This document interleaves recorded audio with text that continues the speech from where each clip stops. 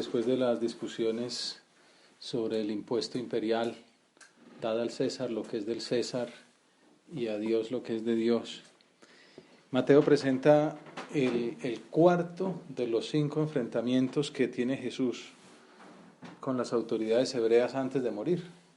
Ya vemos que está entrando en la recta final de su predicación y de su entrega, de su inmolación para nuestra liberación. Dice San Mateo: los fariseos, al oír que había hecho callar a los saduceos, están contentos porque ha trabajado a su favor al hacer callar a los saduceos, que era una especie de herejes para su modo de ver la alianza. Pues que él hubiera hecho callar a los saduceos era una ventaja muy grande. Y entonces es como cuando un profesor está contento, como les pasa a ustedes, que está en un examen y el profesor dice: bueno, entonces la última pregunta para el 5, ¿no? Como ya está, se anima a la última pregunta. Y pues un poco en ese contexto le preguntan al Señor.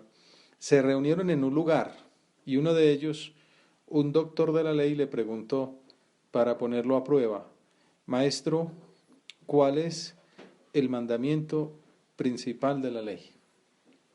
El doctor se refiere a la alianza entre Dios y su pueblo, que aparece en el Antiguo Testamento y que reproduce el esquema de los pactos de vasallaje de esa época. Cuando un pueblo dominaba al otro, se establecía un documento en el que uno se comprometía a ser esclavo del que dominaba, del que había conquistado la tierra.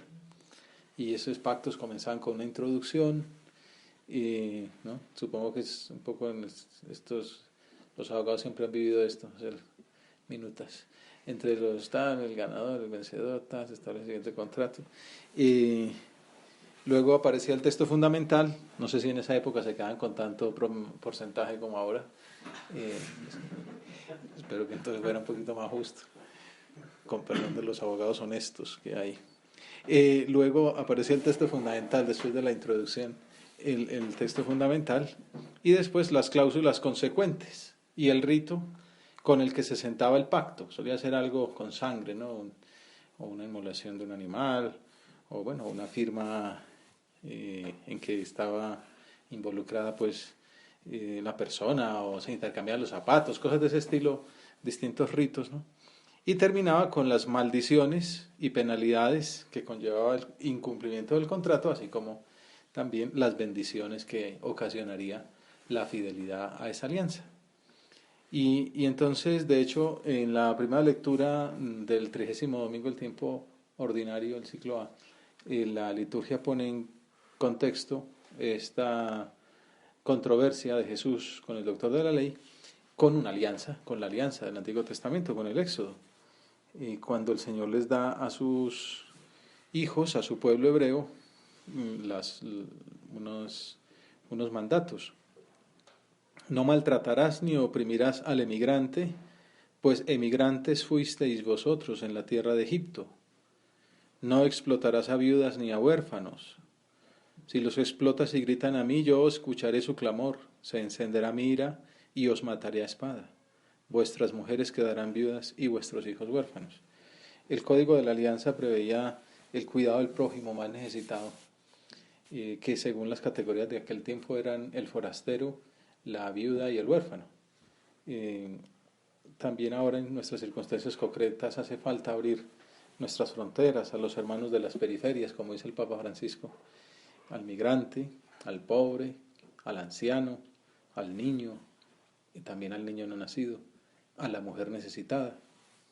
Volvamos a la escena del Evangelio que estamos considerando y analicemos esa pregunta. A uno le llama la atención que diga que era para ponerlo a prueba, porque si no fuera por eso, no caería uno en la cuenta de que había una trampa ahí escondida, porque está muy bien planteada y es una pregunta muy importante en la historia de la teología, en la historia de la humanidad. ¿Cuál es el mandamiento principal de la ley? Va en la misma línea de la pregunta del joven rico. ¿Se acuerdan cuando se presenta el Señor? Maestro, ¿qué hace para ganar la vida eterna? Y el Señor le dice: cumple los mandamientos. Y el joven rico responde, ya los he cumplido todos desde mi juventud, pero ¿cuál es el mandamiento principal? O sea, la clave es cumplir los mandamientos. ¿Y cuáles? En alguna controversia también sucede lo mismo, pero ¿cuál? En otra, ¿y quién es mi prójimo? Y entonces, quizá buscaban, la trampa estaría en hacer que Jesús afirmara una frase en la cual se pudieran apoyar para acusarlo de abolir la ley. El caso es que Jesús responde con el Shema Israel, otra proclamación de la alianza presente en el Deuteronomio, y que los judíos practicantes recitaban cada mañana y cada tarde. Bueno, lo siguen haciendo todavía ahora. Shema Israel, escucha Israel. El Señor es nuestro Dios, el Señor es uno solo. Amarás pues al Señor tu Dios con todo tu corazón, con toda tu alma y con todas tus fuerzas. Estas palabras que yo te mando hoy estarán en tu corazón. Se las repetirás a tus hijos y hablarás de ellas estando en casa y yendo de camino, acostado y levantado. Las atarás a tu muñeca como un signo.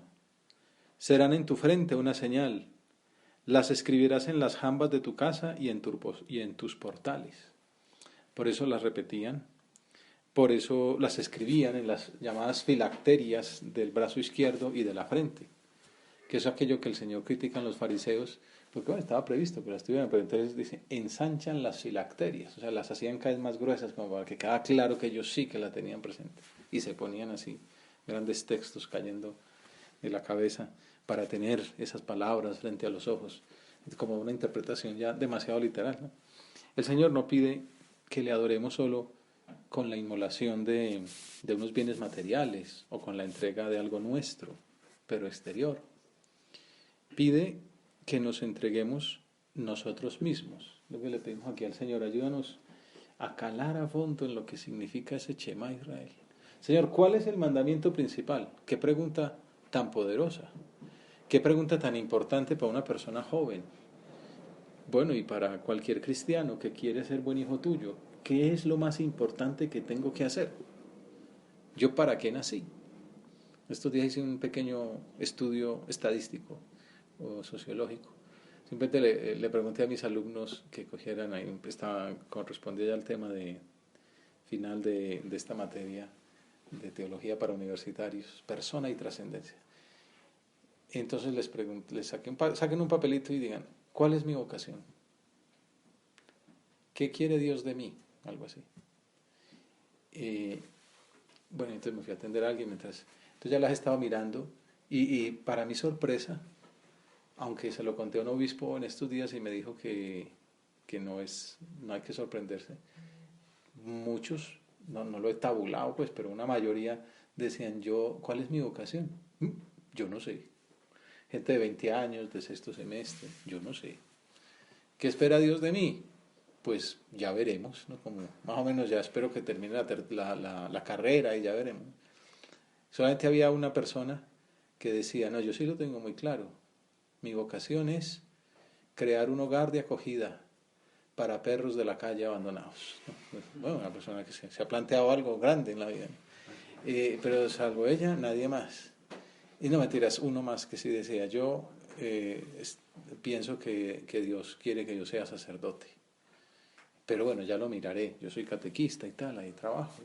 Y si no es esa mi vocación, pues para eso estudio psicología como una manera de ayudar a los demás. Bueno, digamos que había dos que tenían claro algo que hacer en la vida. Y parece que en este estudio que se está haciendo ahora en la Iglesia Universal sobre la vocación, la gente está necesitando más tiempo para... Antes la gente entraba al seminario jovencita y ahora muchos están entrando ya siendo profesionales, incluso pues antes era un poco una excepción, ahora más bien se tiende a que sea la regla. Gente que ya tenga experiencia universitaria, que haya tenido mundo, ¿no? que haya estado en contacto con los problemas intelectuales altos. Bueno, sí, pero esa pregunta, en cualquier caso, y en el público que me escucha, que es gente más madura, sí que se la habrán hecho con más profundidad. ¿Yo para qué nací? ¿Qué espera Dios de mí? ¿Cuál es mi vocación? Bueno, bastante parte de la decisión la toma uno al escoger una carrera, ¿no? Cuando uno dice yo me dedico a las humanidades y no a las ciencias experimentales o al contrario. Y luego uno pues ya va perfilando con la especialización, la maestría, el doctorado, en el caso que corresponda. Pero es una pregunta importante, ¿no? ¿Cuál es el mandamiento principal? ¿Qué es lo que tú esperas de mí? Y es un tema que no se responde de la noche a la mañana. Alguna vez sucede que Dios pega un lamparazo de luz y uno queda ahí, uy, ya lo vi, ¿no? Ya se me hizo claro, ¿no? Pero generalmente es fruto de un proceso en que Dios va mostrando, va llevándolo a uno poco a poco, como una madre con su niño que primero le da líquidos, luego ya le da la compota y luego ya la carne molida y luego ya le da los frijoles más adelante, ¿no? Pero porque es gradual, ¿no? También Dios nos va mostrando que nos quiere, nos va haciendo sentir a gusto a su lado y es un proceso que dura toda la vida. Luego uno cada vez se va dando más cuenta de lo, pues no sé cómo decirlo, de lo indigno de la llamada, de lo poca cosa que es uno, de la necesidad que tiene de la gracia o de la incoherencia que ha habido. Bueno, todo eso es un proceso hasta que cada vez tenderá uno a abandonarse más en sus manos, a acudir más a su misericordia, a confiar menos en las propias capacidades y a pegarse de la oración y de la penitencia para poder colaborar en algo, en la misión de la redención. Pero yo, ¿para qué nací?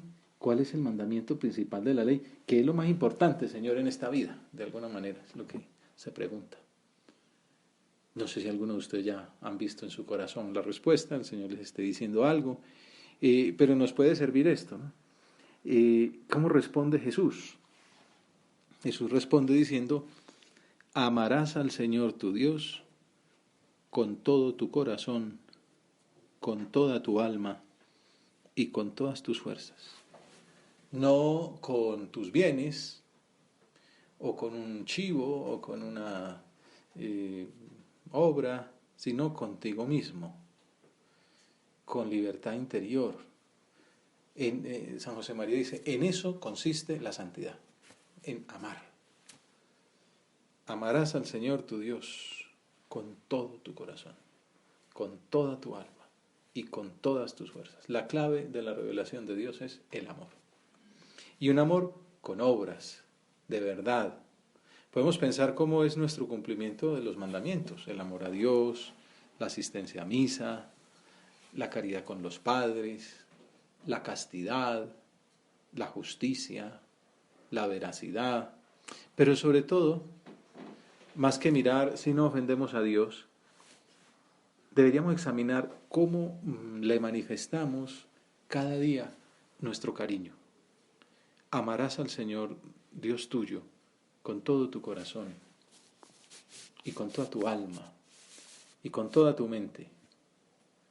Dice San Agustín, ¿qué queda de tu corazón para que puedas amarte a ti mismo?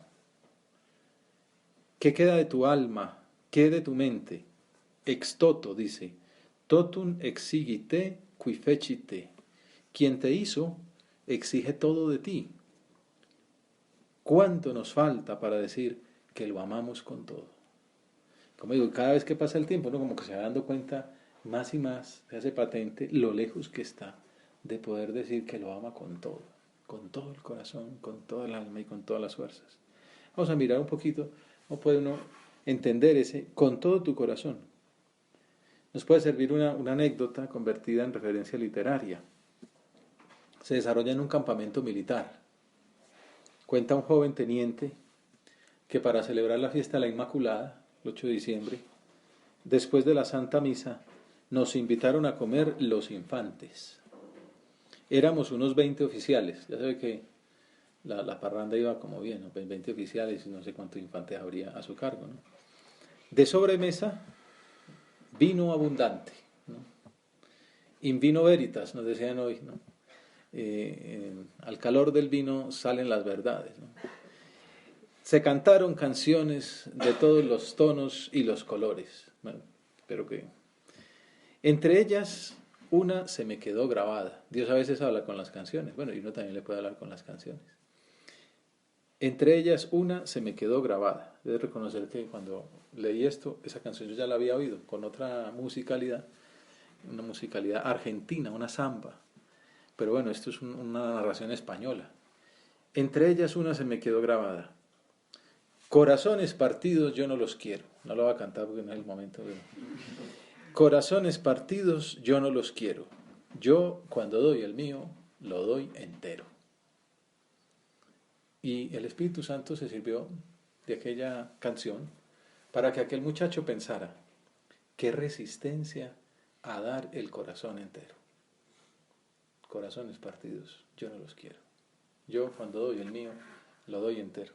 Y la oración brotó en cauce manso y ancho. Esa anécdota pasó al punto 145 de camino, como a ustedes les sonará. Con todo tu corazón, un corazón indiviso. Señor, queremos amarte de esa manera.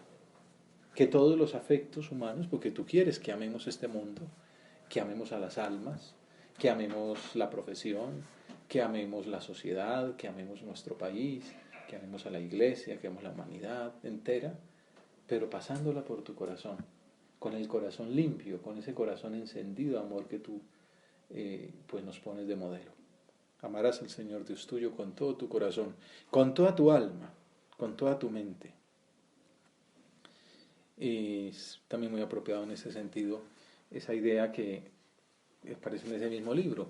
Antes, como los conocimientos humanos eran muy limitados, la ciencia pues parecía muy posible que un solo individuo sabio pudiera defender la fe. No sé, un Miguel Ángel, un Leonardo, una persona de estas con sólida convicción cristiana y bueno para la arquitectura, para la ingeniería, para la pintura, para la poesía, pues montaba un edificio sobrenatural de fe y ciencia que hacía que uno dijera, pues esta es la verdad. Hoy, con la extensión y la intensidad de la ciencia moderna, es preciso que los apologistas se dividan el trabajo para defender en todos los terrenos científicamente a la Iglesia.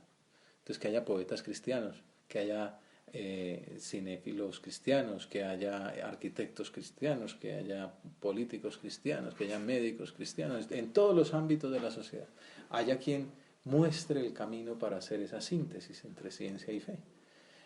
Yo suelo decir, no se trata de que si soy pintor vaya pintando crucifijos, ¿no? Pues pintaré pues, naturalezas, personas, pero que se note ahí la vitalidad cristiana. Un pintor amigo me decía eso. Como pues él siempre ha sido cristiano y ha tenido fe, pero se ve que tuvo una temporada más difícil o más alejado de una práctica más intensa.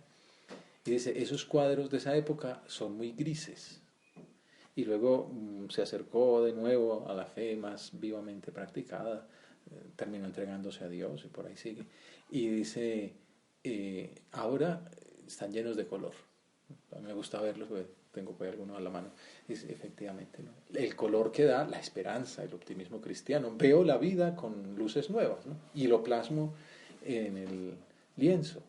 Bueno, igual el poeta, igual el filósofo, igual el arquitecto, el ingeniero, pues hará cosas centradas en la persona. Defender la fe también es amar a Dios con toda la inteligencia, con toda la mente. Eso incluye hasta, por ejemplo, cómo aprovechamos el tiempo, que uno se sienta a estudiar y qué tanto nos metemos a fondo en esos argumentos que estamos estudiando para hacer rendir esos talentos que el Señor nos ha dado en servicio de mostrar la luz, ¿no?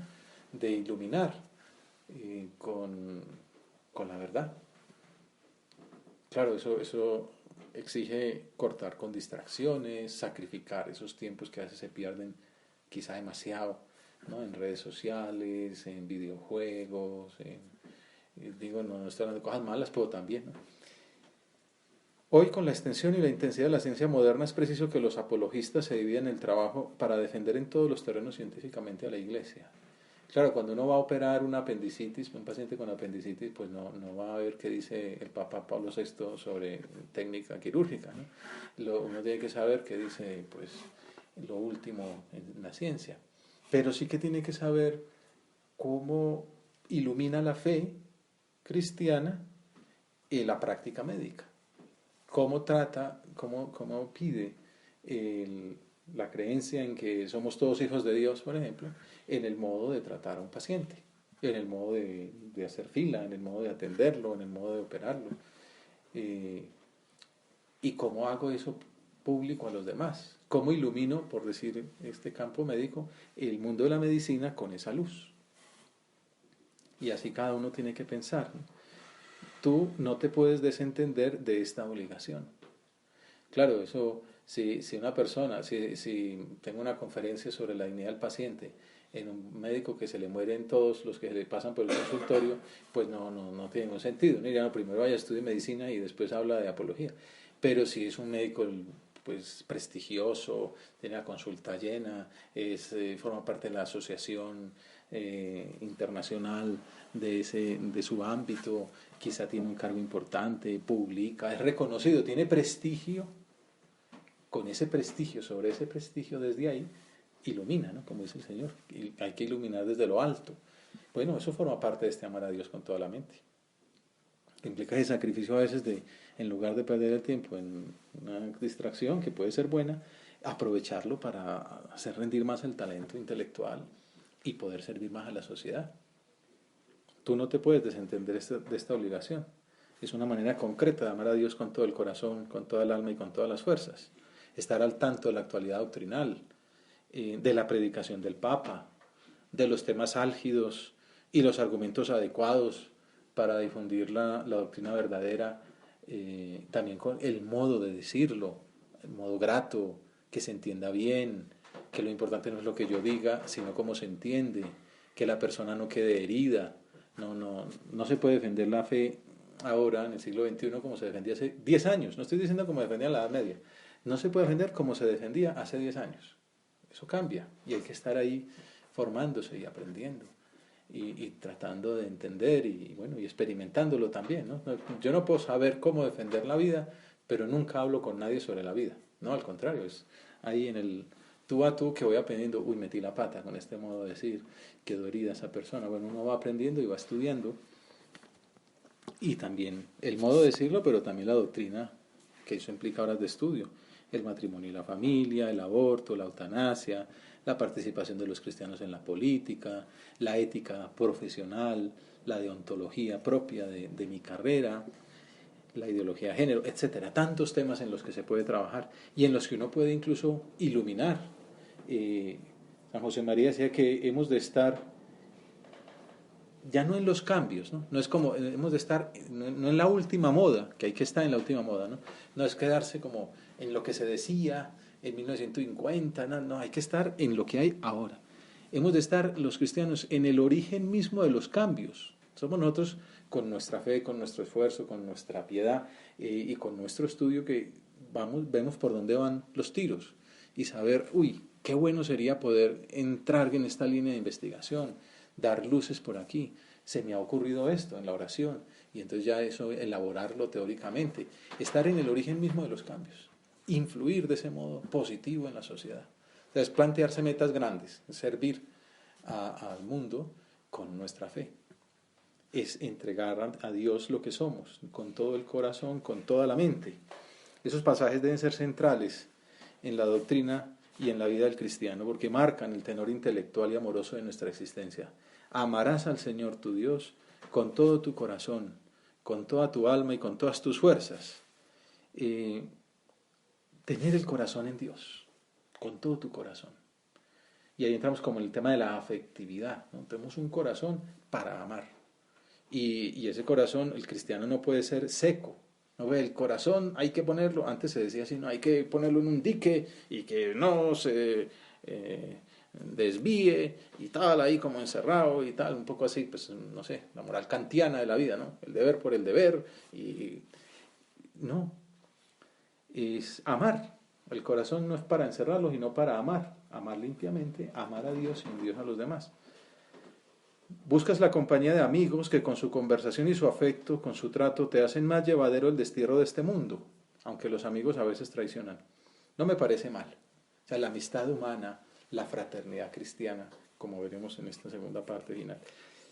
Pero, ¿cómo no frecuentas cada día con mayor intensidad la compañía, la conversación con el gran amigo que nunca traiciona? Anoche hablaba con un amigo, me llamó precisamente, pues también le dije gracias por tu amistad fraternal, ¿no? Que me tuvo en cuenta una dificultad, quedamos que vamos a almorzar. porque tampoco me la contó toda, pero bueno, como decimos, no se desahoga con uno, bueno, que cuentan con uno, que bueno hablar uno con una persona, y me hablaba de su gran amigo que es como un hermano, y hablábamos de eso, exaltábamos la maravilla que es la amistad, tener esos amigos que son como hermanos. Y él dice, pero ¿no será que el gran amigo mío tiene que ser Jesús? ¿No será que tengo a Jesús en segundo lugar, o en tercero, o en cuarto, o en quinto? Amarás al Señor tu Dios con todo tu corazón, que sea mi mejor amigo, mi hermano, mi padre, mi amor. Decía Santa Teresa, es ayuda y da esfuerzo, Jesucristo.